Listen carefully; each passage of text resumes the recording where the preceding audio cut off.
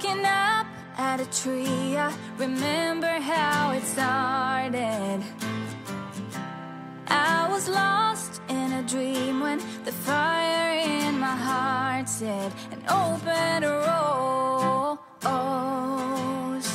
I've already found sunlight, the feeling grows, and anything sounds alright. I'm breaking loose. Listen to me when I tell you I'm no doctor or biotech brain bug. However, I do have an abundance of God-given common sense. And there are things that humans can and cannot do. For example, we can swim and hold our breath underwater for a long time, but we can't stay underwater for an hour. We can run fast, but not faster than a car, or a horse, or a train. Those are things that are not humanly possible. When I first met Buddy, I realized quickly there was something different about him. You know, the weird way he communicated. The quirky, strange things about him. Like, he didn't like chicken. I don't know anybody south of the Mason-Dixon line who doesn't eat chicken. Another thing was he said he had bought the land behind me, but he wasn't going to build a house on it. He wanted to stay in the woods. But understand, the land behind my property is all ridges and hollows. Who in the hell buys property on steep ridges and deep hollows? Then, what man buys that property, doesn't try to clear it, but lives in the deep hollow? You combine that with the creepy, weird way in which he just showed up in my driveway, out of the blue, started talking to me. Understand, I was in the shed, tending to my gas storage container, when I hear footsteps coming up behind me. Turning around, taking a look, there he was, walking up the driveway, saying, "Hi, neighbor. I just came down to introduce myself. I'm Buddy. I bought the land up there on the backside of the ridge. I just wanted to come and say hello." Buddy, now, like I said, Buddy seemed quirky, but genuine. We talked for a minute, and he says, "So do you have a freezer or something? Because I plan on doing some hunting. Gonna have a lot of meat.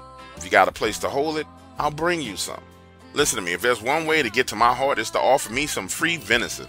And that's what he was offering. So I tell him, that's fine. If you come across some, bring it to me. I'll be happy to take it. That's when he just ends the conversation abruptly, turns and walks away. Get this, 2 days later, Buddy shows up with a deer. Understand this, Buddy is not driving up to my house with this deer meat. He is walking up my driveway with the deer meat in a bloody sack. He gives me the meat, and it's like, okay, I'll see you later. And I get this, about a week passes, it's a Saturday morning, I'm out in the woods, getting fire logs, driving around on my ATV, and I see him running up this ridge. And at this point in time is where things get weird, because this area of the ridge that he was running on had been cleared. They used it as right-of-way for power lines. It's steep, I mean straight up and down, 400 yards. And I say it has to be like a 135-degree angle. There Buddy was, sprinting straight up like it was nothing. Shit, my ATV has a hard time going up that ridge, and he is sprinting it. Now, I'm not saying there's no man who could sprint uphill like that, but what I'm trying to explain to you is how weird this was. Then it went extra weird. I'm talking about Art Bell midnight in the desert weird, because out comes this deer, a 6-point buck. Buddy and this deer run together up that ridge. You know how when a deer runs, it bounces, has this spring in the step where it bounces back and forth, left and right. Well, I watch Buddy start mimicking the deer, bouncing back and forth, left and right, up and down, never missing a stride, still heading straight up that ridge. Get this, the following day, one of my neighbors, Chris, comes by. We're just sitting out there shooting the shit. He has one of those old Chevy trucks that he's been working on, and he mentions Buddy, asking me if I had met our new neighbor. Chris goes on to tell me more about Buddy, that Buddy had bought him and his wife food, and that he was living in a survival shelter he built himself completely off-grid. The two of us sit there and compare notes about the experiences that we've had with this man, and we both come to the conclusion that there is something completely off about him. Chris notes that Buddy struggles to communicate almost as if he's new to the planet. Now get this, fast forward, a month passes, and we get hit with these storms. And I mean, it's raining cats and dogs daily. Rivers are flooding. I'm driving over this bridge and I see a car floating in the water. A mother in the front seat, kids in the back seat. Now I'm speeding, cross the bridge, off the road, down to the riverbank.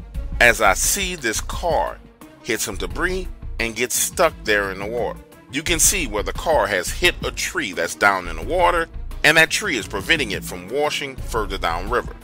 Now pause here in the story for a moment. I started off by explaining to you that there are things that humans can do and things that humans can't do. This is one time where I witnessed Buddy do something that no human man should be capable of doing. Because I see him diving into this raging water, swim over to the car, break the glass, pull both kids out, swim them to safety.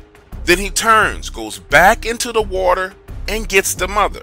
Now, understand, when Buddy swam back with those two kids, he didn't have a problem whatsoever. But get this time with the mother, he struggles to swim and is taken by the current, but still gets to the bank. And I'm thinking to myself, what the hell? Then Buddy climbs out of the water and just takes off. Okay, now you know Dark Waters is not about to give it all away for free. Want the rest of this story? Go to IamDarkWaters.com and become a member today. Only $4.99 per month gives you access to his library of true horror stories. Become a member today. Go to IamDarkWaters.com and become a member today. Only $4.99 per month gives you access to his library of true horror stories. Become a member today.